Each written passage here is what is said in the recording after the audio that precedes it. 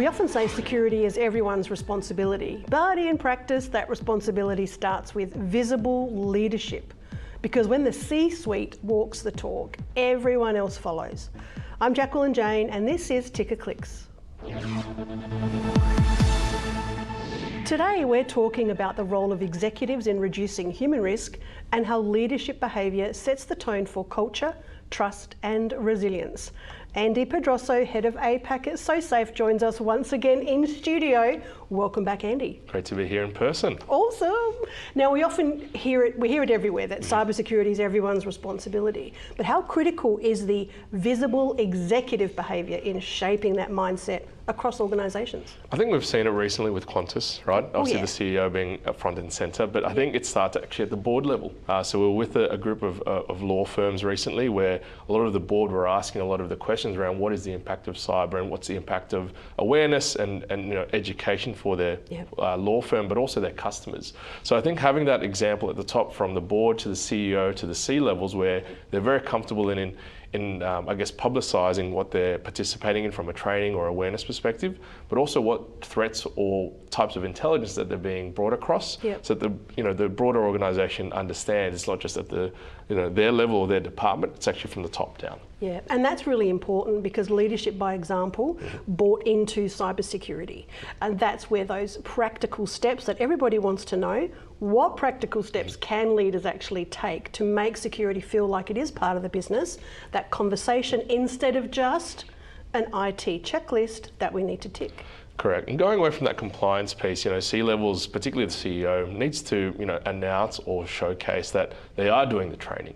If your CEO is doing it, why can't you? You're right, you have the capacity and the bandwidth, but also announcing if there is something that negatively impacted the business, but being proactive about it. So again, taking away that doom and gloom and trying to normalise that this is a day-to-day now. It's part of your internal community at work, but also the external community at your family and your home. So it's not just a slide at the end of a quarterly presentation or a meeting, it's woven into everything, all the comms that happen in the business.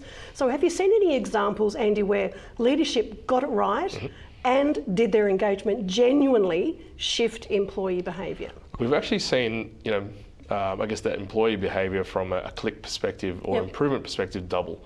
When there is a public view of what's happening in the organisation from a phishing simulations perspective or even the education through training, having that not only in their performance metrics or their dashboards, not just to your point at the end of a slide, but actually in their quarterly reviews, their annual reviews, showcasing to their customers and their teams what's taking place from their engagement, from the reporting perspective, but also if there have been incidences, what has the outcome been? How have different teams come together to support that? So again, visibility and transparency.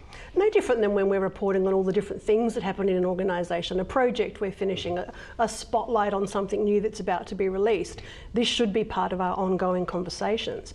And it's looking into the insight of recognition drives repetition.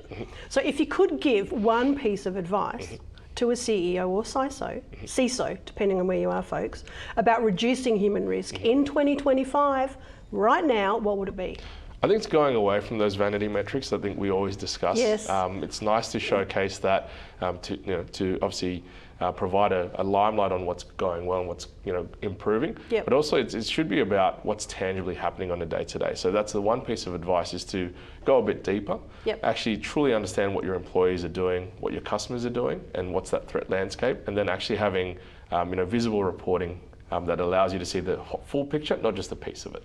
And with those vanity metrics we talk about for folks watching are things like the training completions or reporting on phishing. There's nothing wrong with them, but even to understand what your users are thinking, what are their thoughts and attitudes towards cyber, and understanding that what we learn at work we can transfer at home, which is something that is so important these days. There's always that line between you do your training at work and you leave it there. But there's a crossover, isn't there? Correct, and whatever happens at work typically involves an occurrence at home or in the community.